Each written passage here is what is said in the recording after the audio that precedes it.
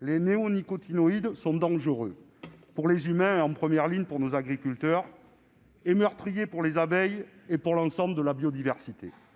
Ils participent à la pollution et à l'appauvrissement des sols, et donc à la détérioration de nos écosystèmes et du climat.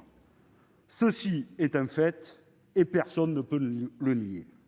Nous avons donc fait, en 2016, un choix éclairé par la science, qui a démontré que les néonicotinoïdes sont 5 à 10 000 fois plus toxiques que leur ancêtre, le DDT, interdit en France depuis 1971. C'est pour cette raison que nous les avons interdits. Revenir sur cette interdiction 4 ans plus tard serait donc un échec et une régression d'un conquis environnemental. Le problème, c'est que depuis 4 ans, aucune solution viable, respectueuse de l'environnement et de la santé publique, n'a été apportée pour aider nos agriculteurs. Alors, votre réponse est d'apporter une dérogation temporaire pour la betterave. Mais personne ici ne peut nous assurer que dans 3 ans, une solution aura été trouvée. Et donc, dans 3 ans, mes chers collègues, que ferons-nous? Une nouvelle dérogation? Ceci n'est pas sérieux.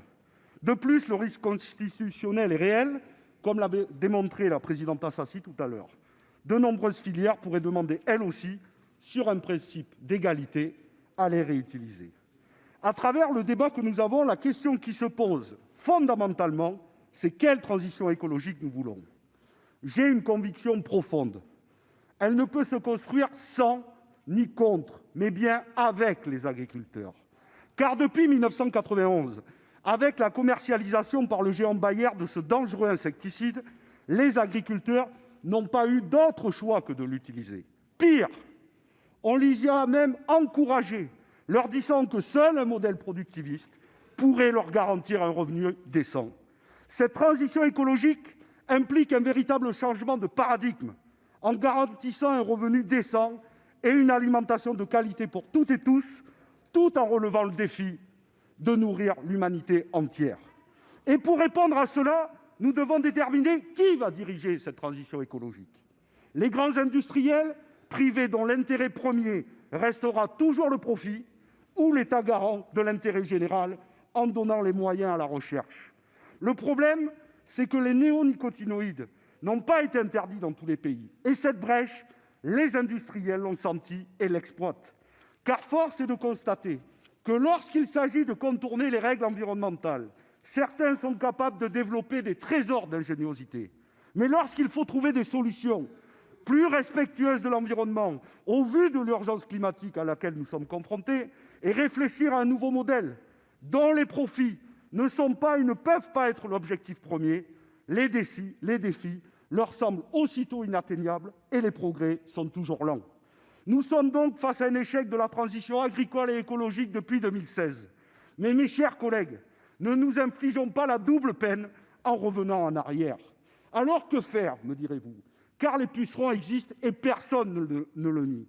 Et votre principal argument, monsieur le ministre, je l'ai entendu, c'est que si nous ne votons pas la dérogation, nous condamnons la filière et ses 46 000 emplois. Bien sûr que non. Nous sommes pour l'indemnisation des pertes dans les zones impactées. Et pour prévenir un autre risque, nous voulons la création d'un fonds mutuel et solidaire de gestion des risques sanitaires et climatiques et enfin l'introduction d'un prix plancher d'achat pour les producteurs. Les ONG et certains syndicats agricoles proposent des alternatives. Par exemple, le fait de ne pas réaliser les semis dans une terre trop froide ou de s'appuyer sur la biodiversité. Par exemple, la plantation des haies ou grâce aux coccinelles et aux chrysopes, ce qui est rendu impossible aujourd'hui par l'usage des néonicotinoïdes. C'est en ce sens qu'un changement de paradigme est nécessaire, car la réflexion autour d'une véritable transition écologique ne peut se faire dans un seul secteur. C'est un système global. Et concernant l'agriculture, nous devons sortir de la pensée par parcelles, comme étant isolée de son milieu, comme si elle en était indépendante. Le vivant ne fonctionne pas de la sorte. Il fonctionne en interdépendance, en équilibre. Enfin, chers collègues, ce qui ronge la filière, ce n'est pas la jaunisse, c'est avant tout la libéralisation. Pourquoi personne ne dit que les surfaces ont baissé en 2019? Non pas en cause des pucerons, mais faute de prix rémunérateurs pour les agriculteurs. Depuis 2017, la betterave a connu la fin des quotas sucriers et l'ouverture à la concurrence. Ce qui frappe le plus durement les betteraviers, ce ne sont pas les réglementations, mais bien les spéculateurs, la fin d'un marché régulé et protecteur, ainsi que le libre-échange que vous encouragez. Enfin, pour conclure, réautoriser les néonicotinoïdes pour la filière betterave est la tentative du Gouvernement de sortir de l'impasse dans laquelle le libéralisme l'a enfermé. Et ça, pour nous, ça sera sans nous. Merci beaucoup.